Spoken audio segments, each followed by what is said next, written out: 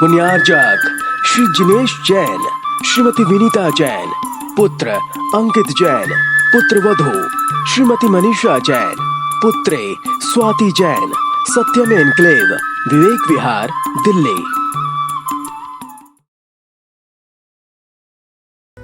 उपस्थित सच श्रद्धालु, धर्म श्रवण करने के लिए लालायत, स्वाध्याय के प्रति श्रद्धावंत आप लोग ही, जिन धर्म के अनुयायी महानुभाव, आज दैनिक स्वाध्याय में विद्यावसु श्रावकाचार नामक ग्रंथ के 29वें नंबर के काव्य को समझेंगे।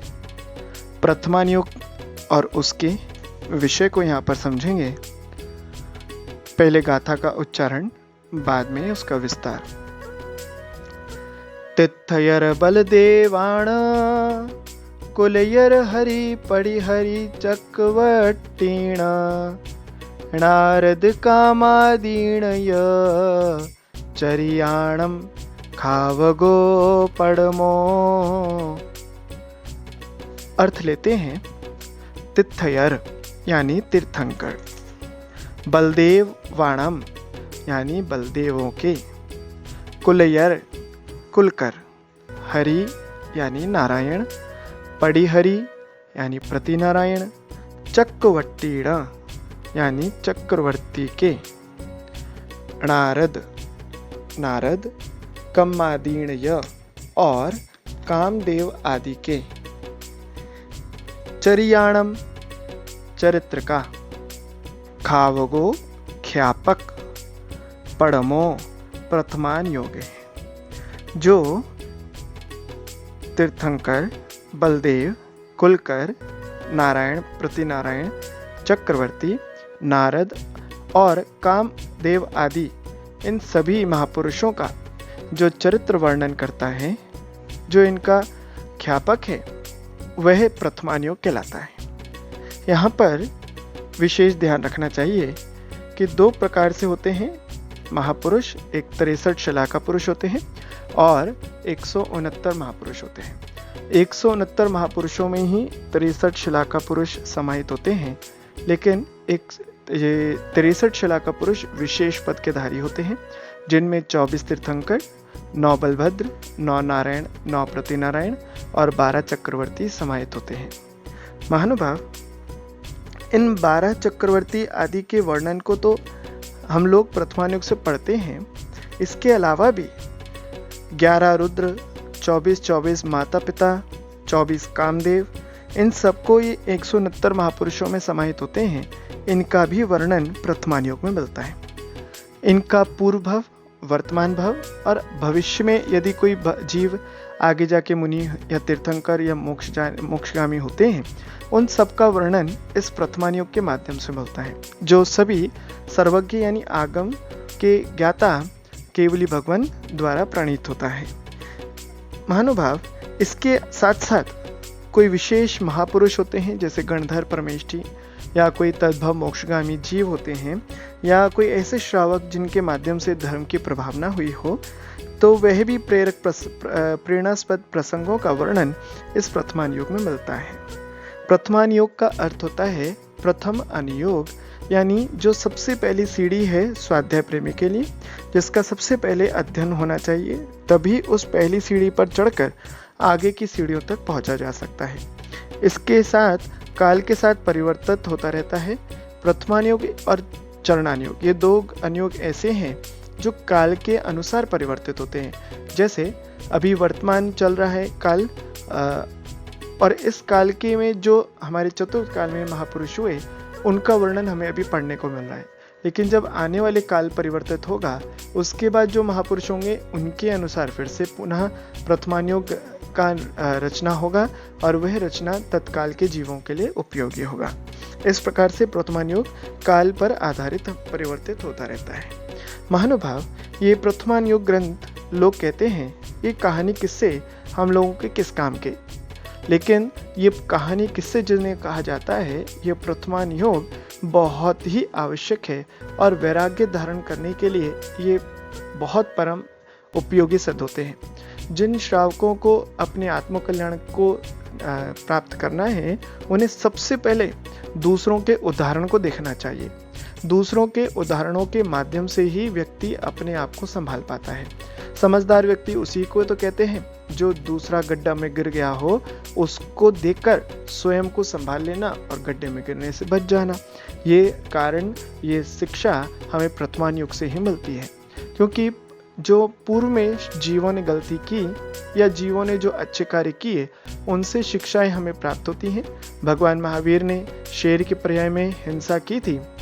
वह जब तीर्थंकर होने वाले जीव के लिए भी वह हिंसा का जो लगा दोष पाप का कारण बनता है, तो फिर हम लोग कैसे बच सकते हैं?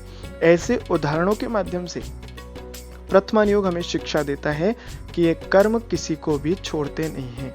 और जब बड़े बड़े विभूति के धारी तीर्थंकर थे, उनके वैभव का वर्णन होता है।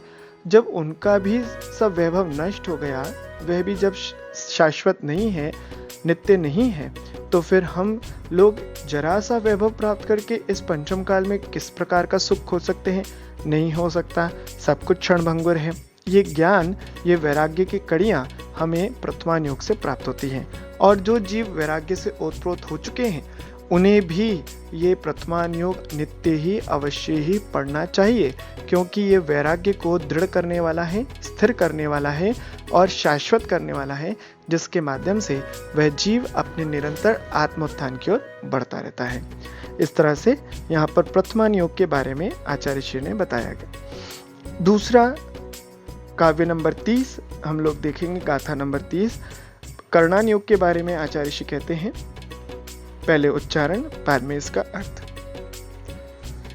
तियलो यस्य सरोवम सडयालस्य परिवट्टणम कमेण जोय जीव परिणामा भणदे कर्णाणुजो घोषो।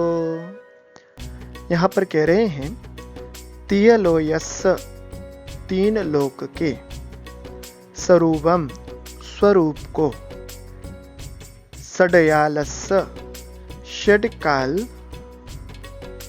के, परिवट्टणम परिवर्तन, क्रमेण क्रम से, जो यानी जो, यह और जीव परिणामा जीव के करण या परिणामों को, बढ़दे कहता है, सो वह कर्णानुजोगो कर्णानुयोग कहलाता है। बहुत सुंदर विवेचन किया है। आचार्य श्री कहते हैं कि जो तीन लोक के स्वरूप का क्रम से षटकाल परिवर्तन और जीव के करण यानी परिणामों को कहता है, वह कर्णानुयोग कहलाता है। महानुभाव, तीन लोक आप सब लोग जानते हैं, ऊर्ध्वलोक, मध्यलोक, अधोलोक। ऊर्ध्वलोक में 16 स्वर्गों का वर्णन, चारों निकाय के देवों का वर्णन, इसके अलावा कल्पातीत और कल्पवासी देवों का वर्णन, नवग्रैव्य, नव अनुदिश और पंच अनुत्तर देवों का वर्णन, विमानों का वर्णन और सिद्धालय का वर्णन। इसके साथ साथ ऊर्ध्व लोक में उनके रिद्धियों का वर्णन, उनके आयु, वैभव, प्रकार, भेद, क्या क्या सब कुछ वर्णन किया जाता है। अधोलोक में 7 नरकों का वर्णन, पृथ्वियों का वर्णन, वहाँ के दुखों का वर्णन, वहाँ किस प्रकार से नारकी जीव रहते हैं, क्या क्या कष्ट होते हैं, कौन से नरकों में ठंडक है, कौन से नरकों में गर्माहट है और किस तरह के वहाँ के जीव का यापन होता है, उनकी आयु, उनके संस्थान, सहनन, सब कुछ वर्णन किया जाता है। गति आगति के ऊपर विचार किया जाता है। यह सब कुछ अधोलोक का। इसके साथ साथ मध्यलोक में अकृत्रिम जिनालयों, इसके साथ वहाँ पे रहने वाले द्वीप, समुद्र आदि का वर्णन, वहाँ के रहने वाले मनुष्य और तिर्यंचों का वर्णन, उनके परिणामों का वर्णन, ये सब कुछ वर्णन इस 3 लोक में कर्णानुयोग के माध्यम से किया जाता है। इसके अलावा ये संसार कैसा है, शाश्वत है, बनाने वाला कौन है, कि इसकी रचना कब हुई, ऐसे प्रश्नों का समाधान भी इस कर्णानुयोग के माध्यम से मिलते हैं। ये योजन आदि माप को भी बताता है, इसकी कृत्रिम और अकृत्रिम रचनाओं के बारे में बताता है, यानी कर्णानुयोग कहें तो जैन ज्योग्राफी। कर्णानुयोग जैन ज्योग्राफी का काम करता है और पूरी रचनाओं को विस्तार से समझाता है, प्रामाणिकता से बताता है, जिसके माध्यम से हम लोग अपने ध्यान के विषय को और सुदृढ़ कर पाते हैं। महानुभाव, इसके साथ साथ कर्णानुयोग षटकाल परिवर्तन बताता है। षटकाल में सुखमा सुखमा काल, सुखमा काल, सुखमा दुखमा काल, दुखमा सुखमा काल, दुखमा काल और दुखमा दुखमा काल, ये 6 काल होते हैं। इसके अलावा अवसर्पणी उत्सर्पणी काल होते हैं, जिनमें ये 6 कालों का परिवर्तन होता है। दोनों को मिला देने से एक कल्प काल बनता है। और सुखमा सुखमा काल में क्या होता है, सुखमा काल में क्या होता है, यानी यूँ कहें कि प्रथम भोग भूमि, द्वितीय भोग भूमि, तृतीय भोग भूमि, फिर कर्म भूमि, फिर पंचम काल, फिर छठा काल, आगे इनमें कैसे कैसे परिवर्तन होता है, कैसे कैसे जीवों का यापन होता है, क्या खाते हैं, कहाँ रहते हैं, कैसे जीव मोक्ष जाता है, क्या क्या उसके परिणाम होते हैं, इन सब का वर्णन भी षटकाल परिवर्तन के माध्यम से बताया जाता है। ये जिज्ञासा सबसे ज़्यादा रहती है कि काल कैसे चलता है, कैसे परिणमन कर रहा है, तो ये सब का वर्णन कर्णानुयोग के माध्यम से सीखने को मिलता है। इसके अलावा आगे कहा कि ये कर्णानुयोग क्या करता है, जीव के करण यानी परिणामों को बताता है।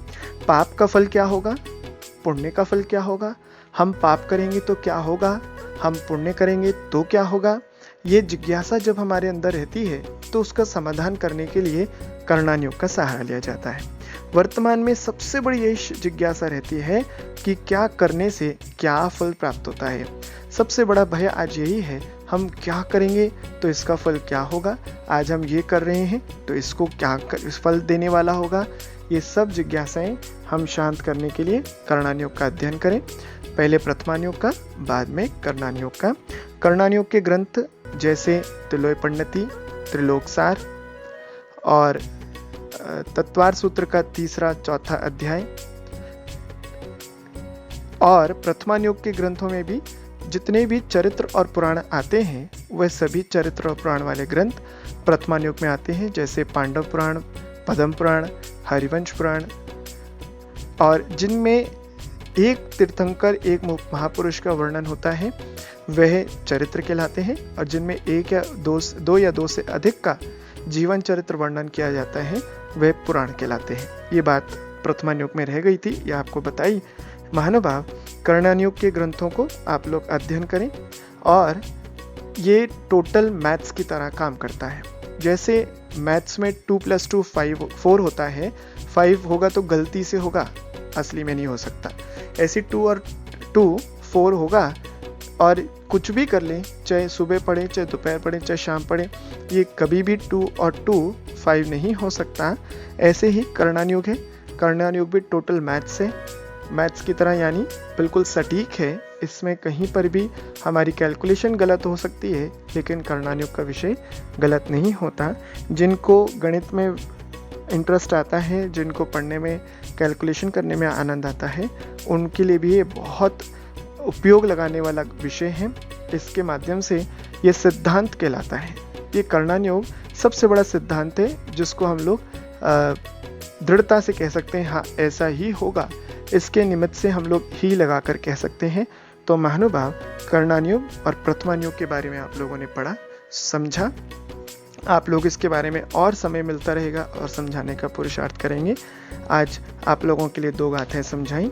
आपको जो भी ये बात समझ में नहीं आती है, आप लोग पूछ सकते हैं, आप लोग या तो कमेंट कर सकते हैं या आप संपर्क कर सकते हैं, जिसके माध्यम से आपको सब प्रयासपूर्वक, पुरुषार्थपूर्वक समझाने का प्रयास करेंगे। आज अपने इस विषय को, स्वाध्याय को यहीं पर विराम देते हैं। बोले महावीर भगवान की जय। आचार्य भगवान गुरुदेव श्री वसुनंदी जी मुनिराज की जय। स्तुति कर ले जिनवाणी स्तुति, जिनवाणी के ज्ञान से सूझे लोकालोक, सो वाणी मस्तक धरूं सदा दीत हूँ दुख। हे जिनवाणी भारती तो हे जपो दिन ने, जो तेरी शरणा गए सो पावे सुख चैन। 9 बार णमुकार मंत्र। पुण्यार्जक श्री जिनेश जैन, श्रीमती विनीता जैन, पुत्र अंकित जैन, पुत्र वधू श्रीमती मनीषा जैन, पुत्रे स्वाति जैन, सत्यम एनक्लेव, विवेक विहार, दिल्ली।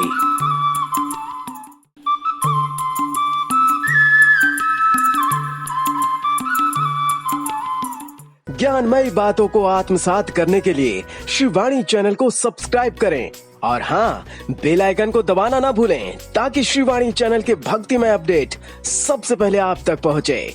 जय जिनेंद्र।